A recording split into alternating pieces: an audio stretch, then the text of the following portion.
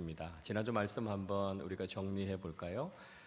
우리가 하나님 앞에 영적인 예배를 드리는 것이 중요하다 하는 말씀을 드렸습니다. 우리가 예전으로서 드리는 예배 물론 중요하다 하는 말씀을 드렸죠.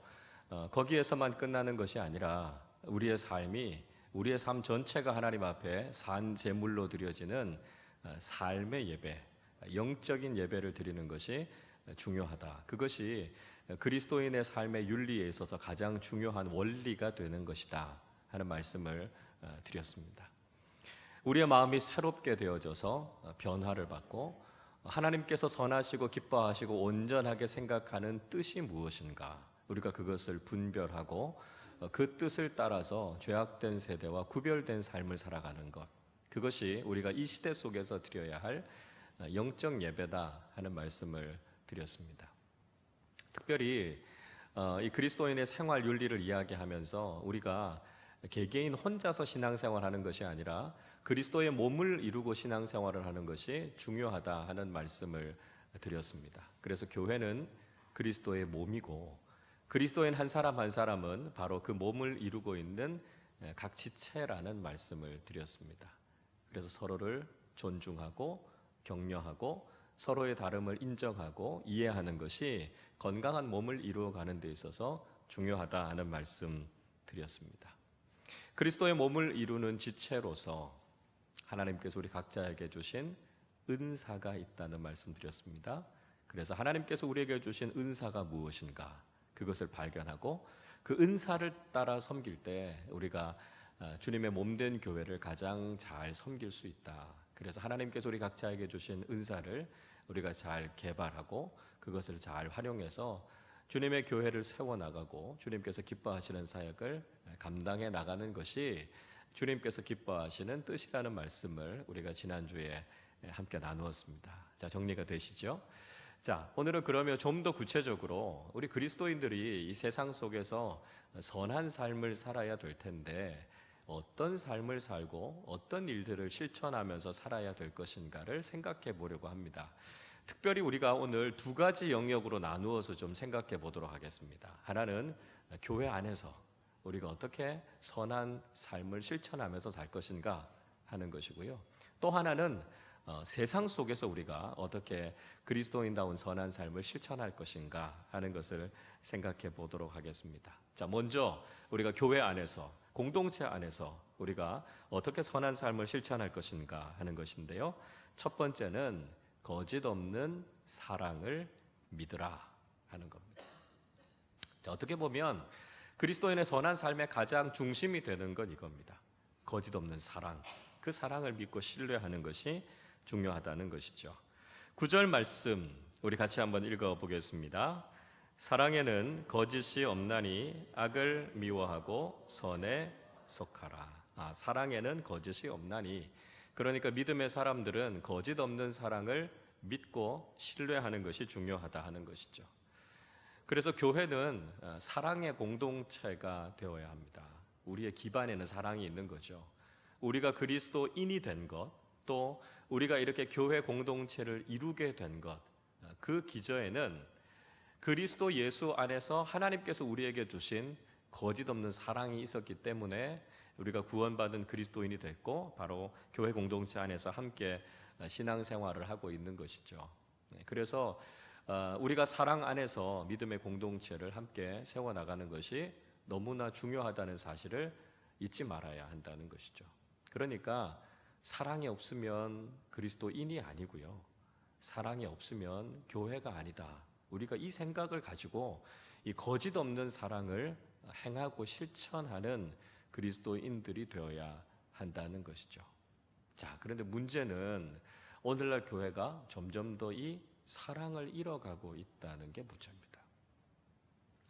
이단에 빠진 사람들에게 가끔 이런 질문을 해봐요. 왜 이단에 가시게 됐습니까? 그러면 이분들이 이단이 이야기하는 교리가 대단히 훌륭하고 그들이 그 교리를 믿고 따르기 때문에 거기 갔다, 이렇게 이야기하는 사람들 별로 없습니다. 그분들이 하시는 이야기 뭐냐면 교회에서 받지 못했던 사랑을 거기 가서 받았어요, 경험했어요, 이렇게 이야기하는 사람들이 생각보다 많더라라고 하는 겁니다. 그들이 마땅히 교회 안에서 하나님의 사랑을 경험하고 성도들의 사랑을 경험해야 될 텐데 그 사랑을 경험하지 못하니까요, 잘못된 데 빠지게 되는 거죠. 여러분, 안타까운 것은 이단에서 경험하게 되는 그 사랑이 진실한 사랑입니까? 거짓 없는 사랑입니까? 아니잖아요. 속임수죠, 속임수. 그들에게 빠져들게 하기 위해서 그냥 포장된 사랑일 뿐입니다. 그런데 거기에 빠져서 넘어가고 있다는 것은 교회가 진실한 사랑을 하고 있지 못하다라고 하는 거죠. 우리가 이단을 비판하기에 앞서서 우리 스스로의 모습을 먼저 돌아봐야 됩니다. 우리가 정말 거짓 없는 사랑으로 충만한 그런 사랑의 공동체를 이루고 있는가, 우리 자신을 돌아보아야 한다는 것이죠. 그래서 우리가 이 거짓 없는 사랑, 참된 사랑을 회복하게 될 때 거기에서부터 구원의 역사가 일어나는 것이고요, 교회 공동체가 더욱 든든히 세워져 가게 된다 하는 것을 알게 된다는 것입니다. 자, 그래서 이 거짓 없는 사랑은 악을 미워하고 선에 속하는 것이 된다, 이렇게 이야기하고 있습니다. 그러니까 거짓 없는 사랑에는 악이 없다는 거예요. 선한 것만 있다는 것이죠. 자, 예수님께서 이런 말씀을 하십니다. 아무리 악한 자라 할지라도 자식에게는 좋은 것을 준다는 것이죠. 그래서 자식이 떡을 달라 그러는데 돌을 주는 부모가 없고, 자식이 생선을 달라 그러는데 뱀을 주는 부모가 없다, 이렇게 이야기하죠. 마태복음 7장 11절에서 예수님께서 이렇게 말씀하십니다. 너희가 악한 자라도 좋은 것으로 자식에게 줄 줄 알거든 하물며 하늘에 계신 너희 아버지께서 구하는 자에게 좋은 것으로 주시지 않겠느냐, 이렇게 이야기합니다. 악한 자라도요, 자식한테는 좋은 걸 줍니다. 뭐 표현이 좀 그렇습니다만 도둑질하는 부모도요, 자식한테 도둑질해라 이런 거 가르치지 않는다는 거예요. 부모가 악해도 자녀들에게는 선하고 좋은 걸 주고 싶어 합니다. 왜요? 사랑하기 때문에 그래요. 그러니까 사랑에는 악한 게 없어요. 사랑에는 선한 것만 있다는 것이죠. 여러분, 하나님께서는 우리를 진실하게 사랑하시기 때문에 하나님께서 우리에게 주신 것은 악한 것이 없습니다. 우리가 이 거짓 없는 사랑을 믿고 하나님께서 우리에게 주신 것, 가장 좋은 것임을 믿고 나아가는 것이 중요하다는 것이죠. 우리의 신앙생활 속에 가장 기반이 되어야 될 것, 하나님의 거짓 없는 사랑, 진실한 사랑이 우리를 향하고 있다 하는 사실을 우리가 잊지 말아야 한다는 것입니다. 두 번째를 보시죠. 형제 사랑을 실천하라 이야기하고 있습니다. 형제 사랑을 실천할 것에 대해서 말씀합니다. 10절 말씀 같이 읽어보겠습니다. 형제를 사랑하여 서로 우애하고 존경하기를 서로 먼저 하며.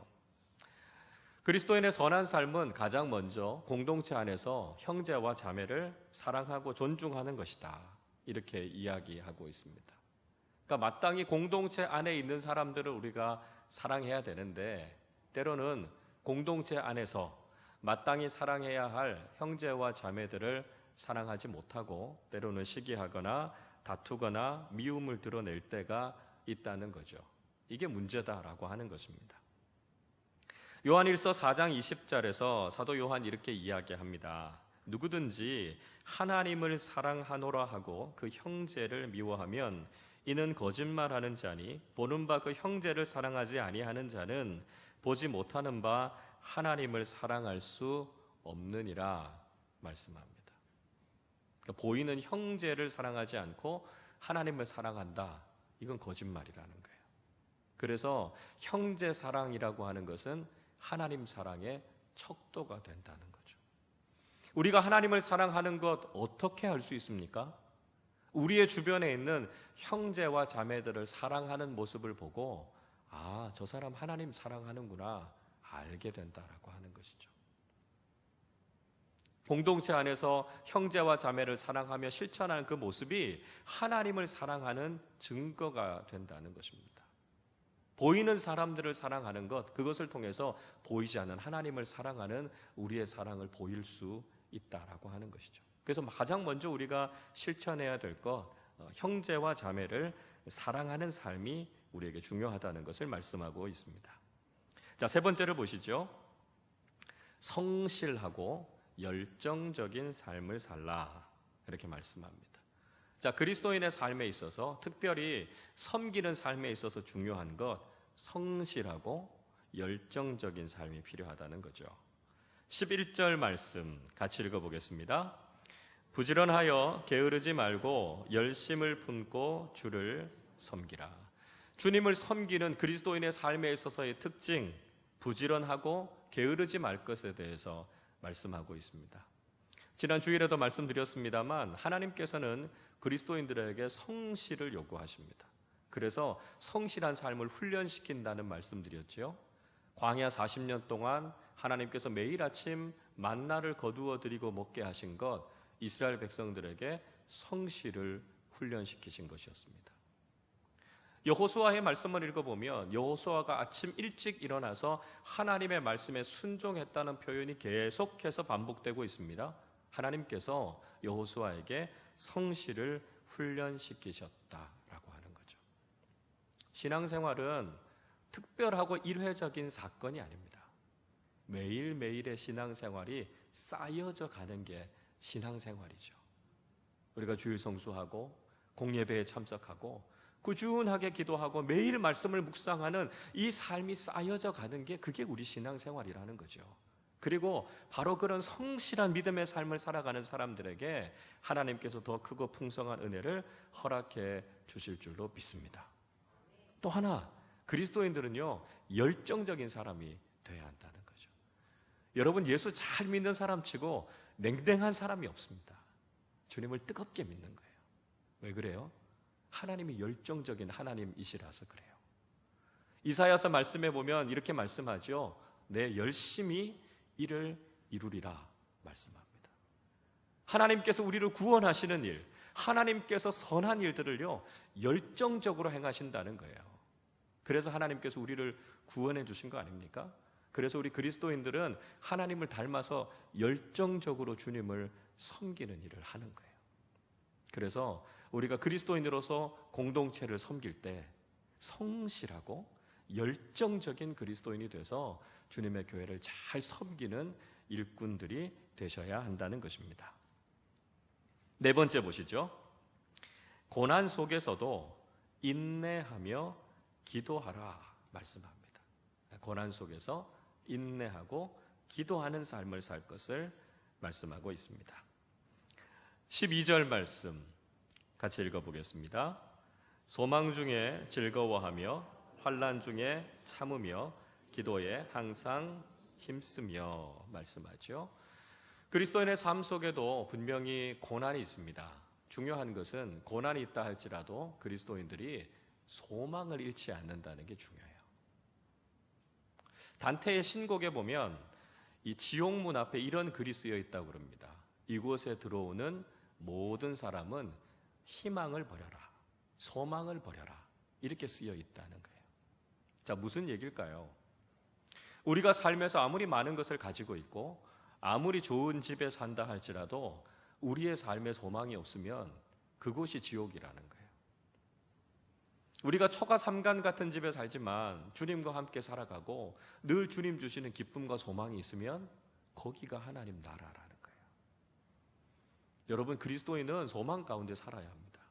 아무 어려움이 없기 때문에 우리에게 소망이 있는 게 아니에요. 고난과 문제가 있지만 그러나 결코 빼앗기지 않는 소망을 붙잡고 살아가는 사람들이 그리스도인인 줄로 믿습니다.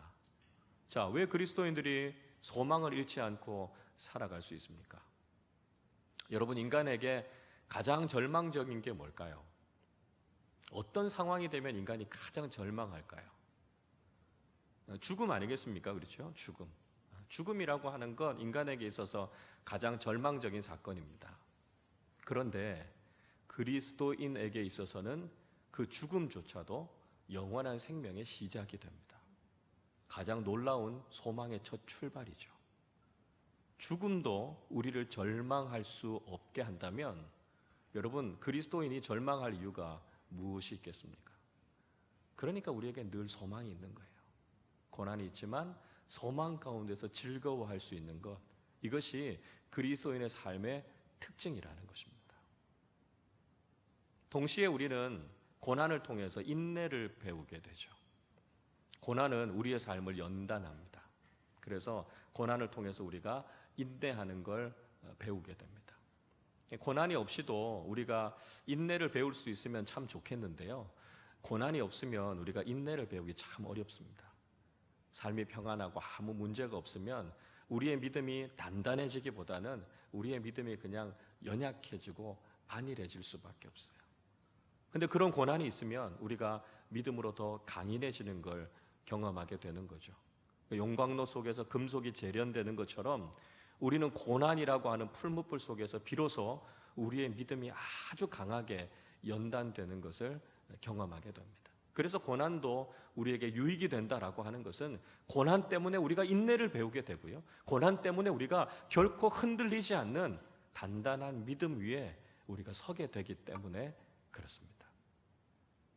자, 인생에 고난이 있습니다. 그리고 고난을 통해서 인내하게 됩니다. 이것을 가장 잘 배울 수 있는 방법, 잘 이겨낼 수 있는 방법은 기도다라고 하는 것이죠. 그래서 기도에 항상 힘쓸 것에 대해서 이야기하고 있습니다. 고난의 시간을 통해서 우리는 기도를 배우게 되는 것이죠. 예수님께서 겟세마네 기도를 하나님께 드리지 않습니까? 십자가의 고난 앞에서 하나님께서 겟세마네에서 기도하시는 모습을 통해서 고난 가운데 있는 우리가 기도의 삶으로 나아가야 될 것을 이야기하고 있습니다. 인생의 고난과 문제는 우리를 기도로 인도해 준다라고 하는 것이죠. 그래서 우리가 그리스도인다운 삶을 산다는 것은 비록 우리의 삶에 고난이 있지만 소망을 잃지 않고 인내하면서 하나님 앞에 믿음으로 아뢰고 기도하는 삶을 산다는 것이죠. 그래서 결국은 그 고난을 이겨내는 것, 그것이 바로 하나님께서 기뻐하시는 그리스도인의 삶이라고 하는 것을 우리가 알게 된다는 것입니다. 자, 5번째입니다. 나누고 대접하는 삶을 실천하라 말씀하고 있습니다. 13절 말씀 같이 읽어보겠습니다. 성도들의 쓸 것을 공급하며 손 대접하기를 힘쓰라. 그리스도인들은 공동체 속에서 나눔을 실천하는 사람들이 되어야 된다 이야기하고 있습니다.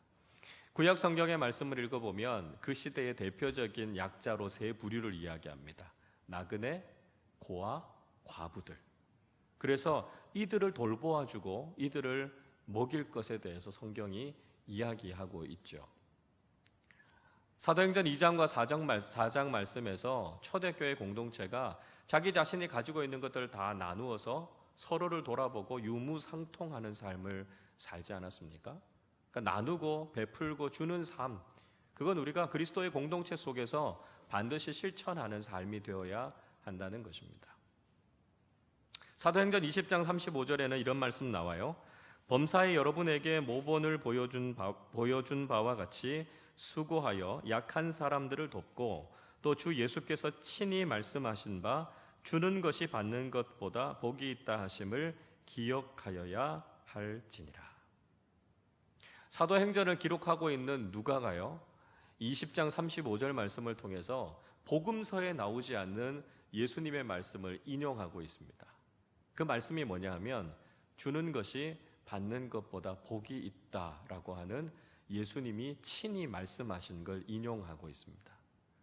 그러니까 그만큼 우리가 주고 베푸는 삶이 중요하다라고 하는 것을 강조해서 이야기하고 있는 것이죠. 그래서 그리스도인의 삶 속에 나누고 베푸는 삶, 굉장히 중요하다는 것이죠. 또 그리스도인들은 남을 대접하고 환대하는 일들을 잘해야 한다는 것이죠. 손 대접하기를, 손님 대접하기를 힘쓰라 이렇게 이야기하고 있습니다. 우리 기독교만이 아니라 타 종교에서도 손님들을 대접하고 환대하는 것에 대해서 굉장히 강조를 많이 합니다. 이슬람권에도 가보면요, 낯선 나그네들과 손님들에게 아주 환대합니다. 그래서 우리가 단기 선교 같은데 이슬람권에 가보면 이슬람의 가정들이 굉장히 오는 사람들, 그러니까 저희들을 굉장히 이렇게 환대해주고 맞아주는 걸 볼 수 있어요. 왜 그러냐면 그게 코란의 가르침이거든요. 인도 같은 데 가봐도요, 굉장히 친절하고 환대합니다. 그래서 뭐 하나 물어보면요, 굉장히 자세하게 잘 가르쳐주고 굉장히 친절하게 가르쳐줍니다. 근데 문제는 뭐냐 하면 인도에 가면 길을 물어보지 말라 그래요. 너무 친절하다 보니까 자기가 길을 모르는데도 다 안내해 줍니다. 그래서 그 길 따라 가보면 길이 잘못돼서 딴 길이에요. 그러니까 그 정도로 친절을 실천하기 위해서 본인들이 길을 몰라도요, 뭐 어떻게든지 가르쳐 주려고 그래요. 그러다 보면 잘못된 길로 가기도 한다는 거죠. 여러분, 타 종교의 사람들도 친절을 베풀고 대접하고 환대하는 일들을 실천한다면 우리 그리스도인들이야 마땅히 이런 일들을 행해야 되지 않겠습니까? 우리의 이웃들, 우리를 찾아오는 손님들, 사람들, 우리가 정성껏 진심을 다해서 대접하는 거 참 중요하다는 것이죠. 저는 우리 교회 참 감사한 게 우리 지난 여름에 한동대 팀들 또 우리 캄보디아 팀들 오셨을 때 얼마나 정성껏 우리가 잘 대접했는지 모릅니다. 그래서 방문하셨던 분들이 너무너무 감동을 받으셨어요. 그래서 우리 교회가 정말 손님 대접하는 일 참 잘하는 게 전 너무 감사하고 좋습니다. 지난주에요, 제주도에서 목회하시는 한 목사님이 자신의 아들이 여기 뇌성마비 수술 때문에 분당 서울대병원에서 잠깐 수술을 받았습니다. 그런데 한 2주 정도 이렇게 재활을 해야 되는데 보호자가 한 사람만 거기 있으니까 목사님 부부 두 분이 같이 있을 수가 없어서 한 분이 좀 있으실 수 있는 곳이 필요했습니다. 그래서 우리 교회에 도움을 좀 요청하셨어요. 근데 우리 교회가 마땅히 이렇게 게스트하우스가 있는 게 아니고 머물 수 있는 곳이 없어서 고민하다가 좀 쓰실 수 있도록 한 곳을 저희가 좀 내드리겠다 이렇게 말씀을 드렸습니다. 근데 다행스럽게 서울대병원에서 문제를 해결해 주셔서 아마 쓰실 수 있는 공간이 있어서 우리 교회에 신세를 지지 않아도 될 것 같다 이렇게 말씀하시면서 낯선 사람이 왔는데 기꺼이 그렇게 교회에서 친절을 베풀어 주셔서 감사하다 이렇게 지난주에 인사를 받았습니다. 그러니까 우리가 이렇게 친절을 실천하고 베푼다라고 하는 건 전 참 중요하다고 생각이 되고요. 마음에 기대하기는 우리가 참 좋은 게스트하우스가 하나 있어서 누가 손님들이 오시면 와서 좀 편안하게 계시면서 우리 교회가 좀 이렇게 잘 대접할 수 있으면 좋겠다 이런 마음을 가져봅니다. 여러분, 우리가 우리의 이웃들에게 또 우리 교회를 찾아오는 많은 손님들에게 그리스도의 사랑으로 친절과 사랑을 베풀고 환대하는 삶, 이것이 우리가 그리스도인으로서 마땅히 실천하면서 살아야 되는 선한 삶의 모습이라는 것을 우리에게 이야기해 주고 있습니다. 자, 이것이 주로 공동체 내에서 우리가 실천해야 될 삶이라면, 자, 이제 우리가 세상 속에서 어떻게 그리스도인의 선한 삶을 실천할 수 있을까요? 뒷장 넘어가셔서 1번입니다. 미워하고 박해하는 자를 축복하라 하는 겁니다. 우리를 미워하고 박해하는 사람들이지만 그들을 축복하라 말씀하고 있습니다. 14절 말씀 같이 읽어보겠습니다. 너희를 박해하는 자를 축복하라. 축복하고 저주하지 말라. 세상 속에서 우리 그리스도인들이 실천해야 되는 선한 생활은 바로 원수 사랑이다 이렇게 말씀하고 있습니다. 박해하는 자를 축복하고 미워하는 사람을 위해서 오히려 저주하지 말고 기도해 주라 이렇게 이야기하고 있습니다. 이런 일들을 실천한다는 거 사실 굉장히 고통스럽고 어려운 일이죠. 그럼에도 불구하고 우리 주님께서는 바로 우리가 이런 삶을 실천할 것을 도전하고 있습니다. 우리에게 선하게 대해주는 사람들, 우리를 사랑하는 사람들을 사랑하는 것, 그 누구나 다 할 수 있는 일이라는 겁니다. 그건 뭐 특별한 일이 아니라는 거예요. 그러나 때로는 우리에게 악하게 대하는 사람들, 우리를 미워하는 사람들이라 할지라도 우리가 그들에게 사랑을 실천할 수 있는 것, 그것이 바로 그리스도인의 능력이고 그리스도인들만이 할 수 있는 능력이라고 하는 것을 말씀하고 있는 것이죠. 원수 사랑의 모습은 예수님께서 직접 실천하셨던 모습 아닙니까? 누가복음 6장 27절 28절에서 이렇게 말씀합니다. 그러나 너희 듣는 자에게 내가 이르노니 너희 원수를 사랑하며 너희를 미워하는 자를 선대하며 너희를 저주하는 자를 위하여 축복하며 너희를 모욕하는 자를 위하여 기도하라. 바울이 오늘 로마서에서 하고 있는 말씀은 이미 우리 주님께서 부탁하신 말씀을 그대로 지금 인용하고 있는 것입니다. 누가복음 6장 32절 33절에서 계속해서 주님께서 말씀하시죠. 너희가 만일 너희를 사랑하는 자만을 사랑하면 칭찬받을 것이 무엇이냐? 죄인들도 사랑하는 자는 사랑하느니라. 너희가 만일 선대하는 자만을 선대하면 칭찬받을 것이 무엇이냐? 죄인들도 이렇게 하느니라. 이건 누구나 할 수 있는 사랑이라는 거예요. 우리의 사랑이 그 정도의 사랑에 머물러 있어서는 안 된다는 것이죠. 그래서 누가복음 6장 35절 이렇게 말씀합니다. 오직 너희는 원수를 사랑하고 선대하며 아무것도 바라지 말고 구워주라. 그리하면 너희 상이 클 것이요 또 지극히 높으신 이의 아들이 되리니 그는 은혜를 모르는 자와 악한 자에게도 인자하시니라 말씀합니다. 자, 우리의 사랑이 어디에까지 이르러야 된다는 것입니까? 형제 자매를 사랑하는 것에서부터 출발해서 우리가 원수까지도, 우리를 미워하는 사람까지도 사랑하고 축복하는 단계로까지 나아가야 그것이 우리 그리스도인들이 실천해야 되는 사랑이라는 것이고요. 그것이 우리 그리스도인들이 세상에 보여주어야 할 믿음의 실력이라는 것을 이야기하고 있습니다. 자, 그러면 우리가 어떻게 원수를 사랑할 수 있습니까? 우리의 의지, 우리의 결단을 가지고는 우리를 미워하는 사람들을 사랑하는 것 할 수 없습니다. 아무리 우리가 강하게 다짐을 해도요, 우리가 그렇게 실천할 수 없다는 거죠. 그러니까 하나님께서 그 마음을 주시고 성령께서 우리의 마음을 주관해 주실 때 우리는 우리의 의지로, 우리의 결단으로 할 수 없는 그 사랑을 실천할 수 있다는 것이죠. 하나님께서 우리의 마음을 주관해 주시고 성령께서 우리의 마음 가운데 그 마음을 주셔서 우리가 정말 우리를 미워하는 사람들까지도 사랑할 수 있는 그리스도의 사랑을 실천하는 우리 모두가 되실 수 있기를 바랍니다. 자, 2번입니다. 즐거워하는 이들과 함께 기뻐하고 슬퍼하는 이들과 함께 울라 말씀합니다. 15절 같이 읽어보죠. 즐거워하는 자들과 함께 즐거워하고 우는 자들과 함께 울라. 여러 번 제가 말씀드렸죠. 우리가 좋은 그리스도인이 되는 거 그렇게 어려운 게 아니라고 말씀드렸습니다. 즐거워하는 사람들이 있으면 기뻐해주고 축하해주는 거고요. 슬퍼하는 사람들이 있으면 같이 울어주는 거. 여러분, 우리가 이것만 잘해도 우린 좋은 그리스도인이 될 수 있다는 거죠. 우리가 좋은 그리스도인이 된다는 것은 바로 이런 공감의 능력을 가진다는 거예요. 우리 이웃들이 지금 어떤 상황 가운데 있는지, 어떤 마음 가운데 있는지 그걸 이해하고요, 그 마음을 같이 공감해 주는 거예요. 우리가 그렇게 될 때 좋은 그리스도인, 좋은 이웃들이 될 수 있다는 거죠. 왜 사람들이 자꾸 교회를 떠날까요? 왜 교회 안에서 사람들이 위로받지 못하고 문제를 해결하지 못할까요? 우리가 그들의 마음을 공감해 주지 못하기 때문입니다. 그들에게 관심을 갖지 못하고 우리가 그들을 이해하려고 하지 않기 때문에 그렇다는 거죠. 우리가 정말 그들의 이야기를 듣고 그들의 마음을 공감하고 경청할 수 있는 능력이 있다면 많은 사람들은 교회 앞으로, 주님 앞으로 나올 것입니다. 그리고 주님께서 그들의 마음을 위로해 주시고 새롭게 하시는 은혜를 경험하게 된다는 것이죠. 그래서 우리 그리스도인들이 바로 다른 사람들의 마음을 같이 공감하고 기뻐할 때 함께 기뻐해 주고 슬픈 일이 있을 때 함께 울어줄 수 있는 것. 여러분, 그것이 우리가 믿음의 사람으로서 실천해야 할 일이라는 것이죠. 자, 둘 중에 여러분 뭐가 더 어려울까요?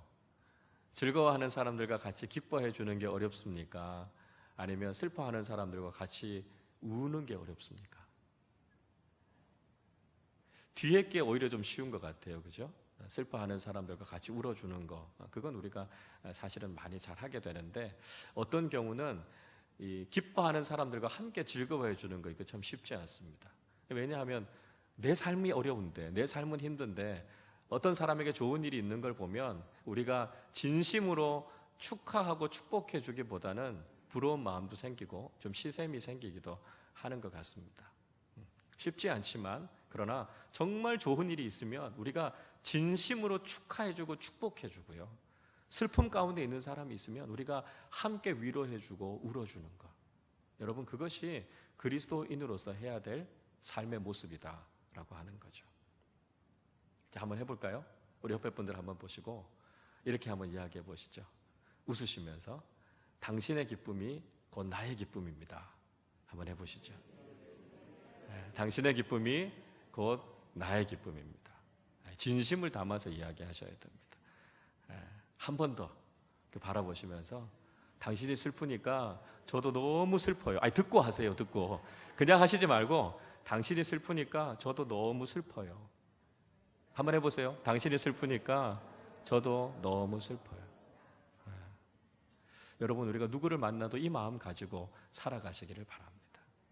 누군가 기뻐할 때 같이 기뻐해 주고요, 그 사람이 슬퍼할 때 같이 울어줄 수 있는 거, 이거 좋은 그리스도인이다라고 하는 거죠. 그 공동체가 복받는 공동체가 될 수 있다는 것이죠. 자, 세 번째 보시죠. 마음을 낮추고 겸손하라 이야기하고 있습니다. 마음을 낮추고 겸손하라. 16절 말씀 같이 읽어보겠습니다. 서로 마음을 같이 하며 높은 데 마음을 두지 말고 도리어 낮은 데 처하며 스스로 지혜 있는 채 하지 말라. 교만하지 말라 이야기하고 있습니다. 교만이라고 하는 것, 우리의 마음이 높아지는 걸 교만이다 이렇게 이야기하고 있습니다. 우리의 마음이 높아져서 교만해지면 지금 우리의 신앙이 위험하다는 거예요. 빨간 불이 켜졌다는 거죠. 성경은 끊임없이 교만에 대해서 교만하면 망한다 경고하고 있습니다. 그러니까 절대로 우리가 교만해져서는 안 된다라고 하는 것이죠. 그래서 우리가 다른 사람들과 함께 마음을 같이 하는 게 중요하다는 거죠. 내가 너보다 더 우월하다, 내가 더 의롭다, 우리의 마음을 높이 하는 게 아니고요, 다른 사람들과 눈높이를 맞추는 겁니다. 마음이 하나 되게 하는 거죠. 거기서만 끝나는 것이 아니라 더 낮아지는 것, 그게 우리가 지향해야 될 삶의 방향이라는 겁니다. 우리 그리스도인은요, 점점 더 낮아져야 돼요. 우리가 점점 더 낮아질 때 하나님께서 우리를 존귀하게 하시고 영광스럽게 세워주시는 것을 경험하게 된다는 것이죠. 여러분, 물을 한번 생각해 보십시오. 물은 항상 높은 데서 낮은 데로 흐르게 되어 있습니다. 그걸 보면 우리 그리스도인들은 물 같은 그리스도인이 되면 참 좋겠다 이런 생각이 듭니다. 늘 우리가 낮은 곳을 지향하고 늘 낮은 곳에 머물러 있는, 늘 겸손의 자리에 머물러 있는 바로 그 사람이 성숙한 그리스도인이 된다는 것이죠. 우리가 늘 겸손할 때 하나님께서 우리를 존귀하게 세워주시는 것을 경험하게 되는 것이죠. 빌립보서 4장 2절 3절에서 똑같은 말씀하고 있습니다. 마음을 같이 하여 같은 사랑을 가지고 뜻을 합하며 한 마음으로 품어 아무 일에든지 다툼이나 허영으로 하지 말고 오직 겸손한 마음으로 각각 자기보다 남을 낮게 여기고, 이렇게 이야기합니다. 마음을 같이 하고 우리의 마음을 낮은 곳에 두라는 것이죠. 그래서 나보다는 남을 더 낮게 여기라는 것입니다. 이게 겸손이다라고 하는 거죠. 나보다 남을 더 낮게 여긴다라고 하는 것, 칭찬하는 겁니다. 칭찬하는 것. 우리가 다른 사람들을 보고 자꾸 판단하고 비판하면 우리 마음이 이미 높아져 있는 거예요. 그러니까 우리가 다른 사람들을 비판하거나 판단하는 게 아니라 다른 사람들을 자꾸 칭찬하고 높여주는 겁니다. 아이고, 참 잘하시네요. 참 훌륭하시네요. 그래서 우리가 적극적으로 다른 사람들의 장점을 찾아서 칭찬해주는 그리스도인들이 될 때 우리의 마음이 낮은 곳에 거하는 거고요, 겸손한 그리스도인들이 될 수 있다는 것이죠. 자, 네 번째 보시죠. 선으로 악을 이기라 말씀합니다. 선으로 악을 이기라. 17절 말씀 같이 읽어보겠습니다. 아무에게도 악을 악으로 갚지 말고 모든 사람 앞에서 선한 일을 도모하라. 우리가 분명히 악한 세상 속을 살아가고 있습니다. 그러니까 악한 사람들을 만나게 될 때가 많죠. 그러다 보면 우리도 악하게 되갚아주고 싶은 유혹을 느끼게 될 때가 있습니다. 그러다 보면 우리가 살아가는 삶에는 그냥 악만 가득하게 되는 거죠. 이게 뭐죠? 이게 악순환이라는 거예요. 악이 있으면 또 다른 악으로, 그래서 계속해서 악이 우리의 삶을 가득 지배해버리게 된다는 거죠. 그리스도인은 이런 악의 순환 고리를 끊어내는 사람들이 되어야 됩니다. 악에 대해서 계속해서 악으로만 갚으면 우리 사회는 걷잡을 수 없이 악으로 가득 차게 됩니다. 그러나 그리스도인들이 선한 삶을 실천하면 이 악의 순환 고리들을 끊는 거죠. 그래서 그리스도인들은 악한 세상을 정화하는 능력을 가지고 있는 사람들입니다. 세상이 아무리 악해도 그리스도인들이 선을 실천하면 그 악이 끊어지는 거죠. 사라지게 되는 거죠. 그래서 선으로 악을 이기는 그리스도인이 될 것에 대해서 말씀하고 있습니다. 자, 21절 말씀도 같이 한번 읽어보겠습니다. 악에게 지지 말고 선으로 악을 이기라 말씀하죠. 악으로는 악을 이길 수 없습니다. 악을 이기는 건 선밖에 없다는 거예요. 그래서 우리가 선한 그리스도인이 될 때 악함을 이기고 승리할 수 있다는 거죠. 사탄은 인간을 유혹해서 타락하게 하지 않았습니까? 그래서 그 사탄의 권세를 이기고 죽음과 저주를 끝낸 것이 무엇이었습니까? 예수님께서 그들에게 똑같이 악을 행하셨습니까? 아니죠. 예수님께서 십자가를 지시지 않았습니까? 십자가는 가장 적극적인 선의 실천입니다. 아무런 죄가 없으신 예수님께서 기꺼이 그 죄를 다 담당하시는 것이 십자가 아닙니까? 십자가는 완전한 선을 이야기합니다. 그 십자가가 결국은 저주와 악을 다 끊어내고 우리에게 참된 생명과 축복을 허락해 주시지 않았습니까? 악을 이기는 건 선입니다. 악한 세상 속에서 우리가 믿음으로 승리하기 위해서는 선한 그리스도인이 되는 것밖에 없다라고 하는 것이죠. 그래서 악이 가득한 세상을 살아가고 있지만 우리가 적극적으로 선을 실천해서 선으로 악을 이기는 능력 있는 그리스도인들이 되실 수 있기를 바랍니다. 자, 마지막 5번째입니다. 모든 이들과 화목하라 말씀합니다. 모든 이들과 화목하라. 18절 말씀 같이 읽어보겠습니다. 할 수 있거든 너희로서는 모든 사람과 더불어 화목하라. 가능한 한 화목을 실천하는 사람이 될 것에 대해서 이야기하고 있습니다. 우리가 살아가고 있는 세상이 분쟁과 갈등이 점점 더해져 가고 있으니까요. 적어도 그리스도인이 가는 곳에는 화평이 있고 평화가 있고 화해가 있는 그리스도인들이 바로 그런 일들을 실천하는 사람들이 되어야 한다는 것이죠. 이사야 52장 7절 말씀 이렇게 기록합니다. 좋은 소식을 전하며 평화를 공포하며 복된 좋은 소식을 가져오며 구원을 공포하며 시온을 향하여 이르기를 내 하나님이 통치하신다 하는 자의 산을 넘는 발이 어찌 그리 아름다운가 이야기합니다. 복음의 소식, 평화의 소식, 그 소식을 전하며 많은 사람들에게 평화를 선포하는 사람들의 그 발이 얼마나 아름다우냐 이야기하고 있습니다. 갈등과 분쟁이 더해 있는 이 세상 속에 그리스도인들은 그 갈등을 해소하고요, 분쟁을 잠재우고 하나님의 평화를 가져오는 사람들이 돼야 한다는 것이죠. 우리 사회가 점점 더 갈등이 심해져 가고 있습니다. 계층 간의 갈등, 세대 간의 갈등, 지역 갈등, 남녀 간의 갈등, 정치적인 견해로 인한 갈등, 무수하게 많은 갈등 때문에 사회가 자꾸 나뉘어지고요, 분쟁하는 가운데 있습니다. 이런 세상 속에서 그리스도인들이 해야 되는 역할이 뭘까요?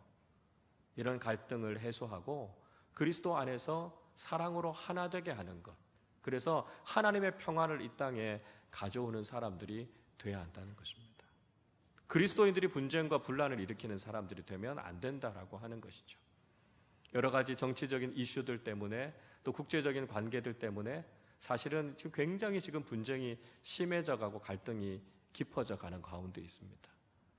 이 가운데서 이 갈등과 분쟁이 그치고 화해하고 하나 되어져서 하나님이 원하시는 화해와 통합을 이루어가는 일을 위해서 그리스도인들이 해야 되는 역할이 중요하다라고 하는 것이죠.